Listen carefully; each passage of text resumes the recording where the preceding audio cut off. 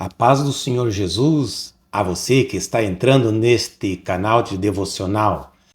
Se você gostar, convido a inscrever-se no canal Pão Diário. Convido também a curtir e a compartilhar os conteúdos com seus amigos, conhecidos e grupos de WhatsApp e Facebook para que mais pessoas sejam alcançadas com a mensagem do Evangelho. Não se esqueça de ativar o sininho das notificações para que você possa estar recebendo conteúdos atualizados tão logo sejam postados. Deus abençoe grandemente cada um de vocês. Fique com este vídeo agora. Amém? Sermão do Monte, capítulo 20, parte 1. A letra e o Espírito. Eis que chegamos ao começo de uma nova sessão do Sermão do Monte. Para compreendermos a real significação desse sermão, é essencial que entendamos a precisa conexão entre aquilo que o nosso Senhor começara a dizer anteriormente e o que ele disse agora nesse versículo 21. Como é patente, a conexão é muito direta.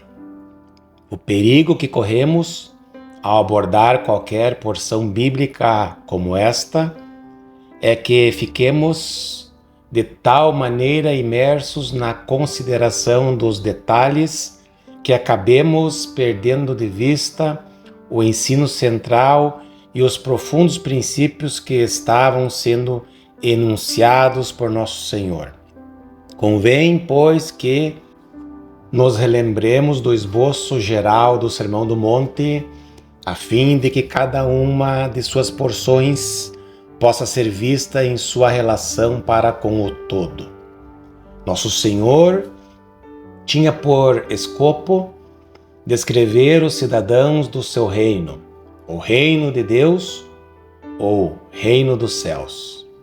Primeiramente e acima de tudo, nas bem-aventuranças, ele nos oferece uma descrição geral da natureza essencial do indivíduo crente. Em seguida, ele passa a revelar-nos as funções e o propósito do crente nesta vida, neste mundo. Depois disso, segundo podemos ver, ele não perdeu tempo em destacar aquela questão inteira sobre a relação do crente para com a lei. Era imprescindível que Nosso Senhor assim fizesse, porquanto as pessoas para quem ele estava pregando eram judias, as quais haviam sido treinadas na lei e, como é evidente, propendiam por avaliar qualquer nova doutrina em termos da lei.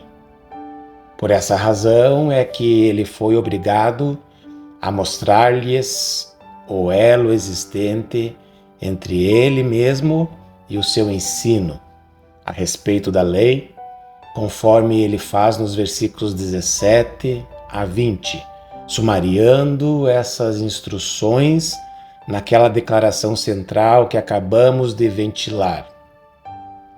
Ora, aqui no versículo 21, vemos que Jesus começa a expandir aquela sua declaração.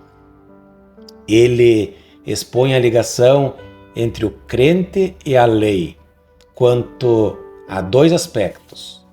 Jesus oferece-nos a sua própria exposição positiva da lei, mas igualmente estabelece o contraste entre isso e o falso ensino dos escribas e fariseus. Efetivamente, pode-se afirmar que, de certa forma, todo o resto desse sermão, do versículo 25 até o final do capítulo 7, nada mais encontramos do que uma elaboração daquela proposição fundamental, a saber, que a nossa justiça precisa ceder em muito a dos escribas e fariseus, se é que verdadeiramente queremos ser cidadãos do reino dos céus. E isso foi algo que o nosso Senhor fez de maneira interessantíssima. Se considerarmos a questão em grandes pinceladas, poderemos concluir que no restante de Mateus 5, Jesus preocupa-se em realizar essa tarefa nos termos de uma legítima exposição da lei, em contraposição à falsa exposição apresentada pelos escribas e fariseus. Em Mateus 6, a principal preocupação de Jesus foi a demonstrar a verdadeira natureza da comunhão com Deus, novamente estabelecendo o contraste com o ensino e a prática dos fariseus. E então, em Mateus 7, ele busca mostrar a verdadeira justiça divina, conforme ela concebe a si mesma e a outros, uma vez mais fazendo o contraste com aquilo que era ensinado e praticado pelos fariseus e escribas. Essa é a análise essencial do ensino que precisamos tentar conservar na memória. Nos versículos 21 a 48, Nosso Senhor ocupa-se primariamente em oferecer-nos a verdadeira exposição da lei. Jesus fez isso proferindo 6 declarações particulares, as quais deveríamos prescrutar atentamente. A primeira delas está no versículo 21. Ouvistes que foi dito aos antigos: não matarás, e quem matar estará sujeito a julgamento. A segunda delas aparece no versículo 27, onde ele declara novamente: ouvistes que foi dito: não adulterarás. E então no versículo 31 ele afirma: também foi dito: aquele que repudiar sua mulher, dê-lhe carta de divórcio.